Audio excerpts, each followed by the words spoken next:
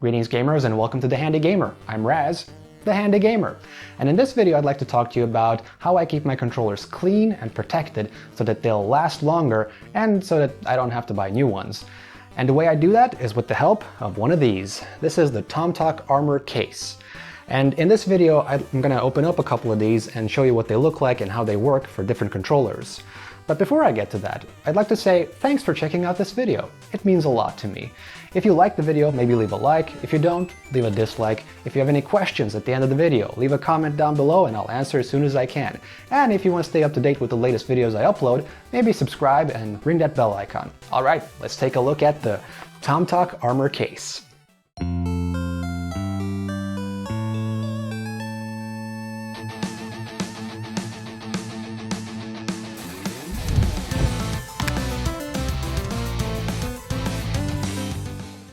So this is the protective case for an Xbox Series X controller. This will really keep it protected from the elements such as dust. It's also very good for carrying your controller with you, like if you take your Xbox controller with you to play on other devices when you travel or something like that. Usually if you don't have a protective case, then when it's in your bag, all the buttons will get pressed and maybe the controller will get activated without you knowing it in your bag and the battery drains. When it's in this, nothing gets pressed, no buttons get activated, and it's safely protected inside. So let's take a look. I'm going to open up this one. So I already loosened the little plastic thing up here that protected it, so I can just slide this out like so. Put it aside. And we can actually take a look on the back here, what it says. All-around protection, accurate surface design, DIY lanyard hole and quick charging, so you can attach a lanyard to this. And durable buckle design. So the buckle design I'll show you in a second, but these are called Tomtoc Armor Cases. So let's take a look at this one. If I flip it upside down and take it out, this is what it looks like. It has a translucent material so you can see inside, which is great if you have like a special edition controller, so you want to see the design of your controller, which I will be doing actually in a second here. So the way you open it, it has a special latch down here. Now another thing that I really love about these cases is there's for different consoles, and this is the Xbox version, so it has the Xbox green right here, and that's awesome. So to open it, you just pull from the top of this latch, and then it opens up like so, and then you just lift up, and it opens. And now if I take my Xbox Series X Halo Infinite Edition controller, which by the way, you can see the unboxing of that console in a video I made separately. I'll leave a link for it up on the corner. But basically you put it in here, it fits snugly, and then you just close this. So to snap it back into place, you fold the bottom part in, and then you just, let's see, you fold the bottom part in like so, and then you just snap the top part in. And what's really cool is that it really fits snugly, so there's no give, there's no looseness. If I shake it around, you don't hear anything. It's really in there. But again, the buttons are not being pressed, which keeps it safe and protected. The analogs aren't being pushed. You won't get stick drift or damaged sticks or anything like that. Really good. And down here in the corner, you would see the little lanyard hole that was described in the back of the package. Now, there is also the same controller protective case for the PlayStation 5 right here, as well as the Nintendo Switch.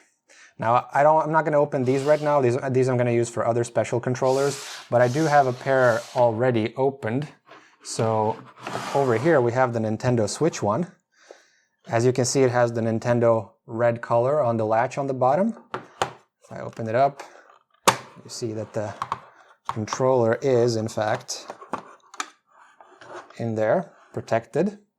And again, the very important detail that I keep bringing up is that there is no, well, there's a little bit of looseness, but it's definitely not anything that's going to damage anything inside. So this is a very sturdy, hard plastic. No buttons are getting pressed. Very, very good, very practical. And then up here I have the PlayStation one, and again, PlayStation Blue, so everything is color-coded, which I really love about this. So if I open up this one, like so, and then I take my PlayStation 5 controller, I gently drop it in here, then I can close it up, and then it's just same as usual. snaps into place. No give, no rattle, no nothing. So it fits perfectly in there. So there you go. This is how I protect my controllers. I have little armor cases for each of them. And as I mentioned, the plastic is translucent. So if you have a special design, like for example on this Xbox One, you can sort of see still the design on the inside. Now this controller is dark, and the translucent, even though it's translucent, it still has a dark tint to it. But if you have a very colorful controller, it'll be even more visible through this. So for example, I do have somewhere in a different room somewhere, the very colorful Forza Horizon 5 controller. That one has a splash of colors all over it, so I think that will be much more visible through this. But even on this PlayStation one, you can see that it has the white in there. I don't have any particular design on this Nintendo Switch controller, but you get the point. It's visible, and again, it's very well protected. I always get annoyed whenever I reach for my controllers and they're covered in dust or other things that they've collected over the years. But now when I'm not using them, I just put them into these cases, and they're well protected and preserved, and I can use them for a very long time without having to worry that they'll get damaged and then I have to buy a new one. And they're not cheap. Remember, I mean, like the PlayStation controller, I believe, goes for like $50, $60 or something like that, which is a lot. And you don't want to pay that, so you better keep your controllers protected. Now, I want to highlight real quick that these cases do in fact have cutouts that allow you to charge the controller while it's inside the case. I didn't mention it while I was unboxing, but yeah, it definitely has that, so it's great. You don't have to take the controller out to charge it, which is kind of my preferred way of doing it. Yeah, it's popular to get charging docks, but personally, one of the reasons I get these is to protect it from dust. Charging docks tend to get more dust than the controller itself. On top of that, you have to buy a specific charging dock for each controller, whereas with this, you could really just use the same Type-C cable to charge all of the controllers.